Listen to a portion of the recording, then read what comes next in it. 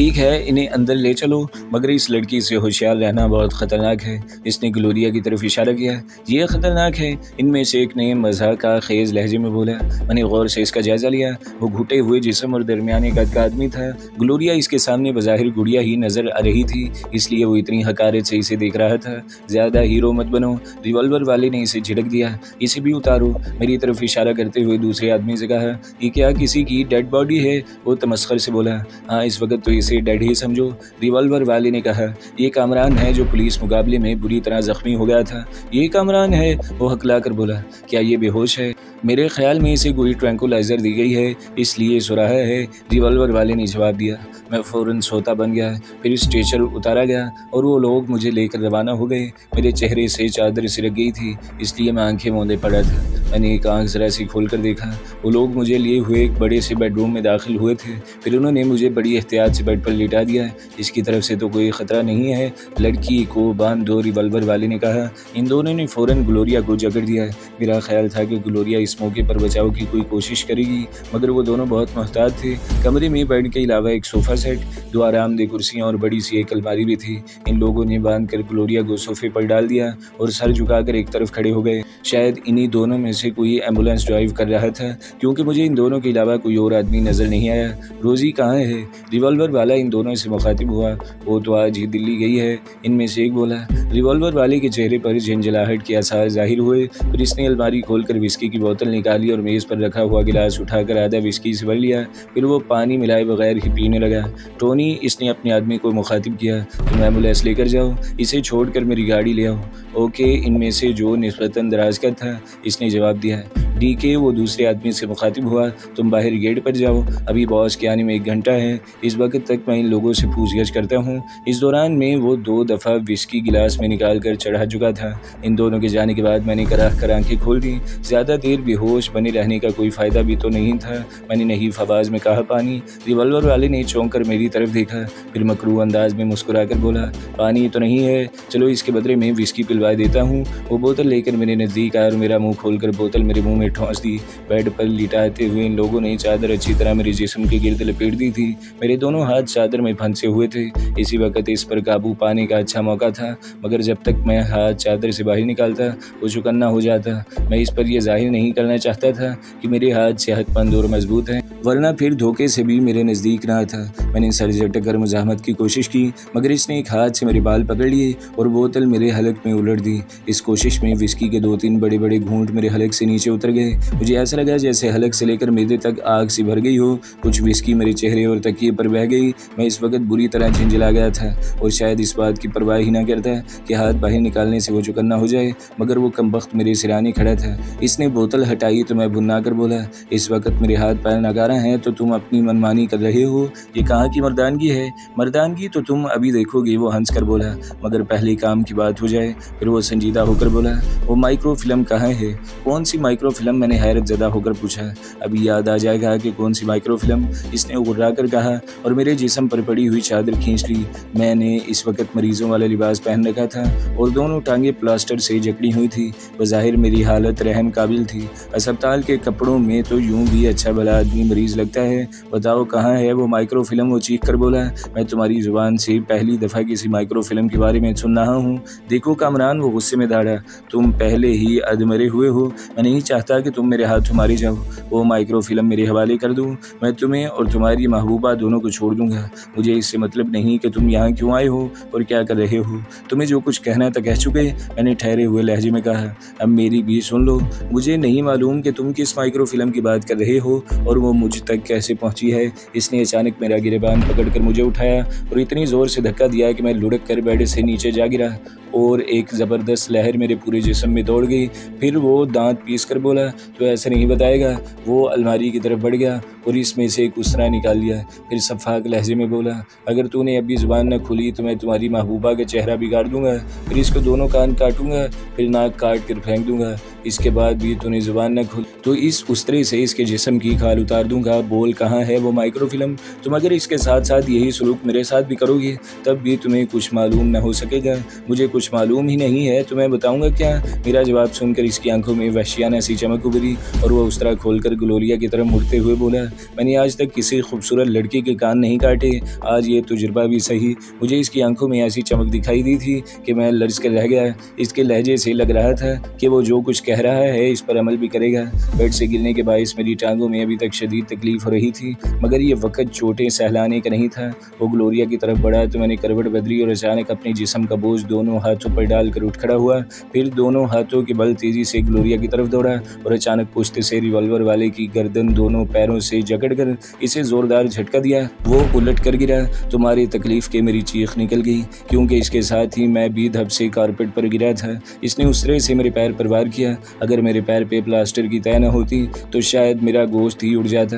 मैंने ताइज की परवाह किए बगैर लेटे ही लेटे इसके चेहरे पर जोरदार लात मारी। वो उलट कर पीछे जा गिरा, मगर मुझे इतनी शदीद तकलीफ हुई कि एक मरतबा फिर मेरी जान निकल गई। ऐसा लगा जैसे मेरा पैर जिस्म मफलूज हो चुका है। मैं कई मिनट तक यूं ही बेहिसो हरकत पड़ा रहा। इस वक्त अगर वो मुझे ज़िबा भी कर देता तो मैं इसका कुछ नहीं बिगाड़ सकता था। मैं फर्श पर इस जाविये से पड़ा था कि मुझे दिखाई नहीं दे रहा था। मेरा सर बुरी तरह चकरा रहा था और आंखों के आगे रंग बिरंगे दायरे नाच रहे थे। कहीं दूर से ग्लोरिया की आवाज़ मेरे कानों में आ रही थी, होश में आओ कामरान, खुदा के लिए होश में आओ वरना कभी होश में ना आ सकोगे। उठो कामरान वरना हम दोनों मारे जाएंगे। उठो कामरान, बस ज़रा सी हिम्मत और कर लो। मैंने इंतहाई कोशिश के बाद आंखें खोली तो मुझे इर्द गिर्द का माहौल धुंधला धुंधला सा नजर आया। हर चीज़ यूं थिरक रही थी जैसे पानी में इसका अक्स नज़र आ रहा हो। पानी में जिन चीज़ों का अक्स नज़र आता है तो वो पानी के साथ थिरकती रहती हैं। शदीद सर्दी के बावजूद पसीना पानी की तरह मेरे जिस्म से बह रहा था। ऐसा लग रहा था जैसे वहाँ पड़ी पड़ी सदियाँ बीत गई हूँ। अपनी बची गुची कुव्वत मुजतमा करके मैं बमुश्किल तमाम उठ बैठा। बुक अप कामरान, ग्लोरिया ने खुश होकर कहा। Buck up, you are great Kamran. ऐसे बुज़दिल लोगों के हाथों मरना तुम्हारी तौहीन है। मैं इसे कैसे बताता कि जिसे वो ग्रेट समझ रही थी वो खुद किसी भी लम्हे ढेर हो सकता है। मेरा पूरा जिस्म फोड़े की तरह दुख रहा था। मैंने घूम कर पहले ग्लोरिया को देखा, फिर अपनी हरीफ को देखा।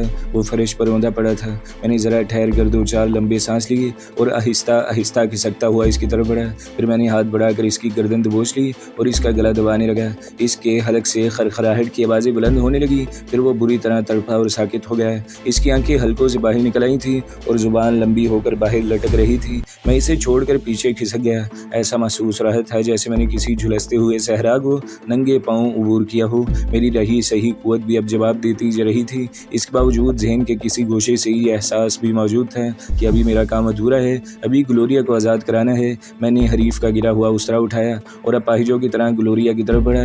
इसी उस्तरे से मैंने इसकी रस्सियाँ काट डाली। ग्लोरिया के आज़ाद होते ही मुझे जोर का चक्कर आया और मैं धड़ाम से फर्श पर गिर गया।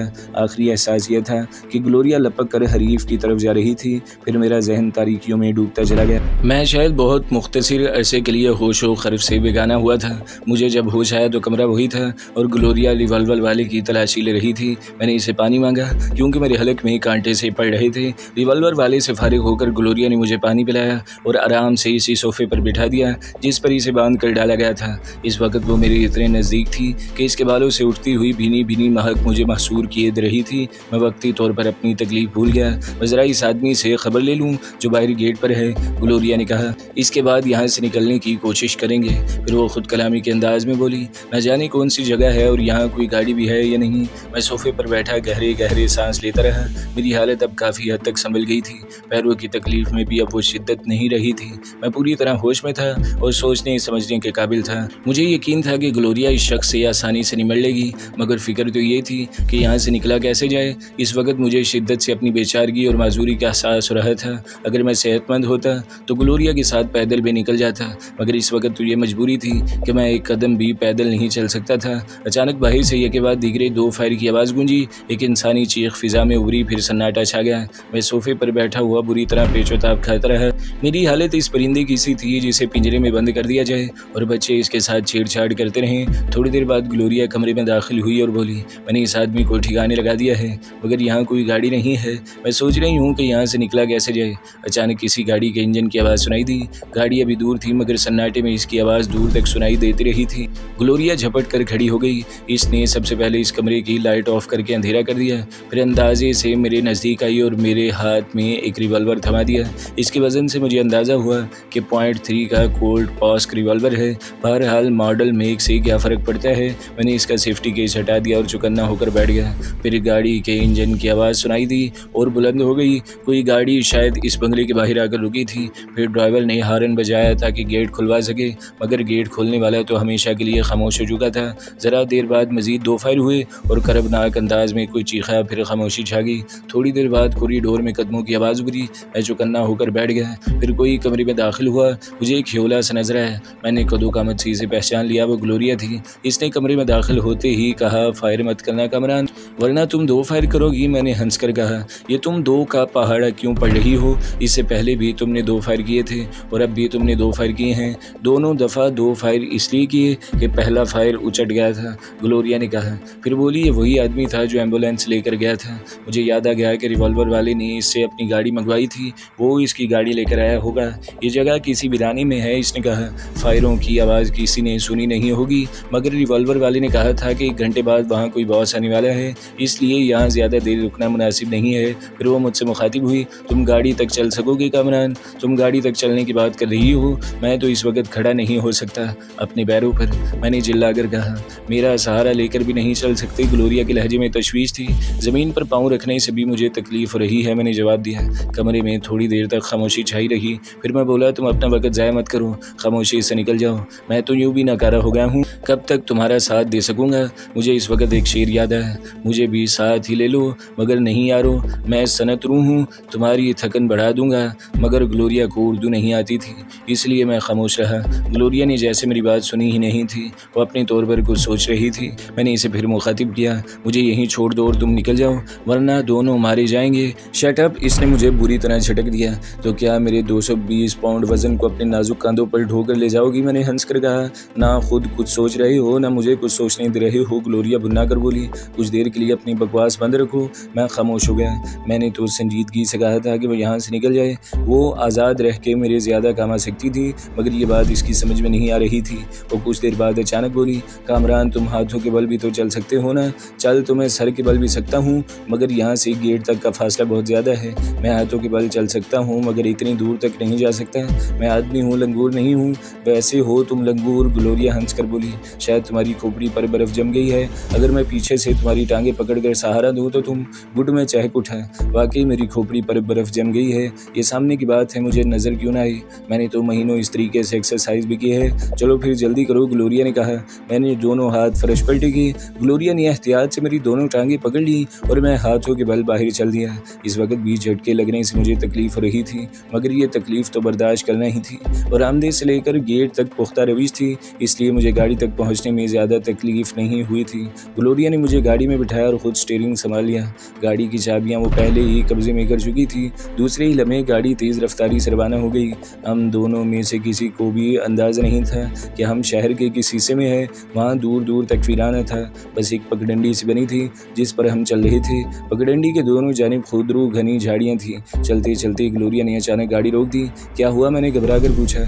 मैं समझा गाड़ी में कोई ख़राबी पैदा हो गई है कामरान, इसने कहा था कि 1 घंटे में बॉस आने वाला है। हाँ कहा था। फिर मैं उलझ कर बोला, क्या तुम बॉस से भी मुलाकात करना चाहती हो? तुम्हारा ज़हन वाकई नाकारा हो गया है। वो बुरी तरह चिल्ला कर बोली, जिस रास्ते पर हम चल रहे हैं इसके अलावा यहाँ दूर दूर तक मुझे कोई रास्ता दिखाई नहीं दिया। इसकी बात सुनकर मैं चौंक उठा। वाकई मेरा जहन इस वक्त काम नहीं कर रहा था। अगर कोई बॉस आने वाला था तो वो भी इसी रास्ते से आ रहा होगा। रास्ते में कहीं ना कहीं से टकराव भी हो सकता था। हाँ, अगर हम पुख्ता सड़क पर निकल जाते तो बात और थी, मगर हमें भी अंदाज़ा नहीं था कि रोड यहाँ से कितने फासले पर। मैंने पुरख्याल अंदाज में कहा, ऐसा करो झाड़ियों में गुंजाइश हो तो गाड़ी वहाँ छुपा दो और बॉस के गुजरने का इंतज़ार करो। इसके गुजरने के बाद हम भी अपनी राह लेंगे, यही मुनासिब भी रहेगा। ग्लोरिया ने मेरी तजवीज़ से इत्तफाक करते हुए कहा, मैं कोई ऐसी जगह तलाश करती हूँ जहाँ गाड़ी छुपाई जा सके। ये कहकर वो सुस्त रफ्तारी से गाड़ी चलाने लगी। अचानक मुझे दाएं तरफ एक ढलान दिखाई दी। वहाँ झाड़ियों में इतनी जगह थी कि गाड़ी गुजर सकती थी।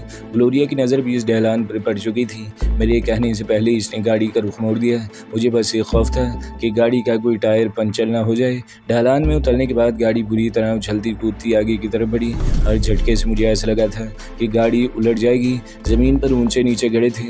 मुझे ये भी खतरा था कि गाड़ी में कोई और टूट फूट ना हो जाए। वो पुरानी मॉडल की फीस्ट थी, इसलिए इसकी बॉडी भी मजबूत थी और इंजन भी जानदार था। आगे जाकर वो ढलान की बाएं तरफ मुड़ गई थी। ग्लोरिया ने गाड़ी का रुख भी इधर मोड़ दिया। वही रास्ता आगे जाकर फिर दाएं तरफ मुड़कर ऊपर वाली पगडंडी तक जा रहा था।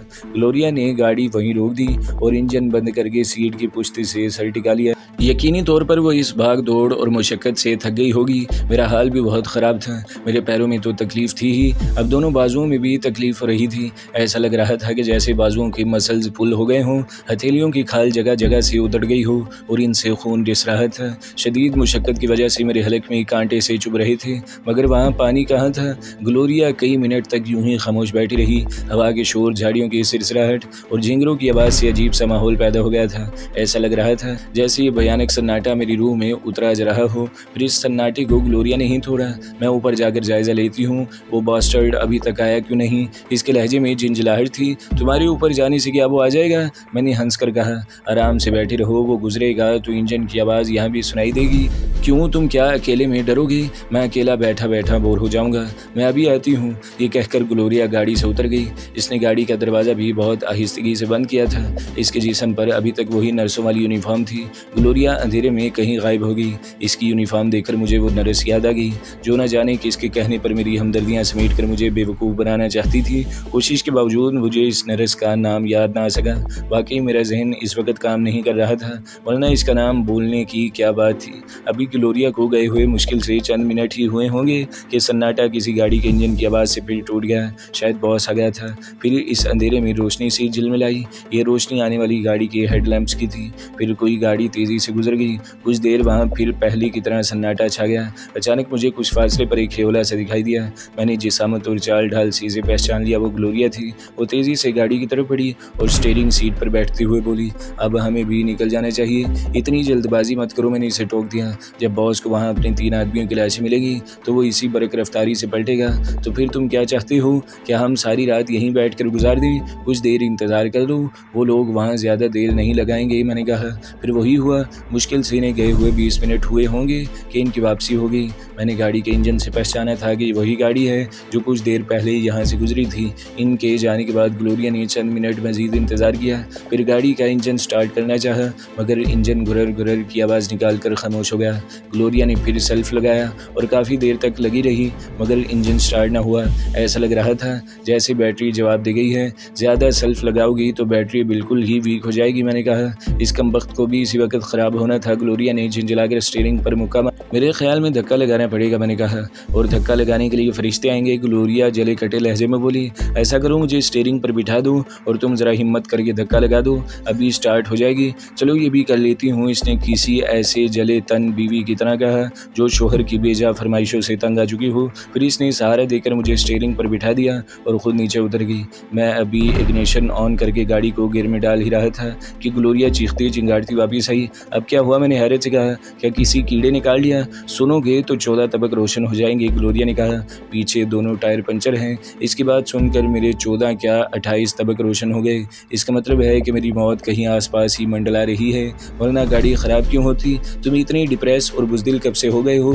ग्लोरिया भुना कर बोली, एक ज़माने पर तुम्हारी दहशत है और तुम मरने पर तुले हुए हो। मैं और कर भी क्या सकता हूँ, मैंने तलखी से कहा। इस प्रॉब्लम का कोई हल तो सोच सकते हो, ग्लोरिया ने कहा। यह जिस्म के साथ साथ तुम्हारा जहन भी नाकारा हो गया है। मैंने इसके बाद का कोई जवाब नहीं दिया, बस खामोशी से अंधेरे में घूरता रहा। इसका एक ही हल है, ग्लोरिया ने खुद कलामी के अंदाज में कहा। मेन रोड तक जाऊँ और कोई गाड़ी ले आऊँ, मगर टाइम तो देखो इस वक्त क्या हुआ है, मैंने कहा। इस वक्त भला कहाँ गाड़ी मिलेगी? मैं यहाँ से मेन रोड तक पैदल जाऊँगी, ग्लोरिया ने कहा। जाहिर है वहाँ पहुँचते पहुँचते सुबह हो जाएगी। इस वक्त तक कोई ना कोई गाड़ी मिल ही जाएगी। फिर वो ज़रा तवक्कुफ़ के बाद बोली, तुम आराम से गाड़ी में बैठो, बल्कि इसे लॉक करके सो जाओ। रिवाल्वर तो है ना तुम्हारे पास? मैंने इस बात में सर हिलाया। ओके कमरान, ग्लोरिया ने मेरा शाना थपका। और घबराना मत, मैं जल्द से जल्द आने की कोशिश करूँगी। ये कहकर वो तेज़ी से पगडंडी की तरफ रवाना हो गई। इसके जाने के बाद मैंने गाड़ी को अंदर से लॉक किया। सिर्फ आगे वाली खिड़कियों के दोनों शीशे इतने खुले छोड़ दिए कि इनसे ताज़ा हवा आती रहे। फिर मैं सीट की पुश्ते से सर टिकाकर बैठ गया और सोने की कोशिश करने लगा। शायद मेरी आँख लग गई थी या फिर कमज़ोरी और नकाहत से मुझ पर गनूदगी तारी हो गई थी। वजह कुछ भी रही हो, मगर इस वक्त मुझे होश नहीं रहा था। अचानक मेरी आँख खुल गई। कोई बात ज़रूर हुई थी, वरना मेरी आँख न खुलती। मैंने जल्दी से रिवॉल्वर निकाल लिया और चौकन्ने अंदाज में इधर उधर देखने लगा। फिर किसी के खांसने की आवाज़ सुनकर मैं बुरी तरह चौंक उठा। शायद मेरी आँख भी खांसी की आवाज़ सुनकर खुली थी। मैंने रिवॉल्वर का सेफ्टी केस हटा दिया और आवाज़ की तरफ आंखें फाड़ फाड़ कर देखने लगा। फिर वो दोनों अचानक मेरे सामने आ गए। वो दोनों दराज कदर और मजबूत जिस्म के मालिक थे। अंधेरे में इससे ज़्यादा मैं देख भी नहीं सकता था। फिर इनमें से किसी एक की नज़र शायद गाड़ी पर पड़ गई, जिसने दूसरे को आहिस्ता से कुछ बताया। फिर वो दोनों फुर्ती से ज़मीन पर लेट गए। अब वो लोग मुझे दिखाई नहीं दे रहे थे। न जाने वहीं कहीं झाड़ियों में दबक गए थे या गाड़ी की तरफ बढ़ रहे थे। वो शायद इसी गैंग के आदमी थे जो मुझे हॉस्पिटल से उठा कर ले गया था। हमारे हाथों इनके 3 आदमी मारे गए थे। फिर वो आसानी से हमें कैसे छोड़ सकते थे? शायद वो गाड़ी के टायरों के निशानात देखते हुए यहाँ तक पहुँचे थे। इस लम्हे में मुझे अपनी बेबसी पर रोना आ गया। मेरे दुश्मन सर पर पहुँच गए और मैं अपनी जगह से हरकत भी नहीं कर सकता था। ठीक है, मैं खुद कलामी के अंदाज में बोला, अगर मेरी मौत यूं ही लिखी है तो यूं ही सही, मर जाऊंगा मगर हथियार नहीं डालूंगा। मुरली कोई मेरे करीब से सरगोशी में बोला, लगता है मोटर में कोई है ही नहीं। गोया वो छुपकर गाड़ी तक पहुंच गए थे। वो सिर्फ 2 ही थे। अभी तक मुझे इनका कोई और साथी दिखाई नहीं दिया था। मुमकिन है इनके दूसरे साथी मुझे और ग्लोरिया को इर्द गिर्द के इलाके में तलाश कर रहे हों। कहता तो तू ठीक है मंगल, मुरली ने जवाब दिया। मेरा भी यही ख्याल है कि मोटर में कोई नहीं है। फिर वो सोचकर बोला, लगता है किसी की मोटर यहाँ ख़राब हो गई और वो मोटर छोड़ कर चला गया। इन दोनों की गुफ्तगू में मैं उलझ कर रह गया। वो इस गैंग के आदमी नहीं थे, वरना गाड़ी को फ़ौरन पहचान लेते। इसका मतलब था कि वो कोई और लोग थे। चल इस मोटर को देखते हैं, हो सकता है हमें इसमें से कोई काम की चीज़ मिल जाए। तो दोस्तों, अगली किस्तें सुनने के लिए हमारे चैनल को ज़रूर सब्सक्राइब करें, वीडियो को लाइक करें और बेल के आइकन पर भी क्लिक कर दें ताकि हर जो आने वाली वीडियोज़ हैं वो आपको सबसे पहले मिलती रहें।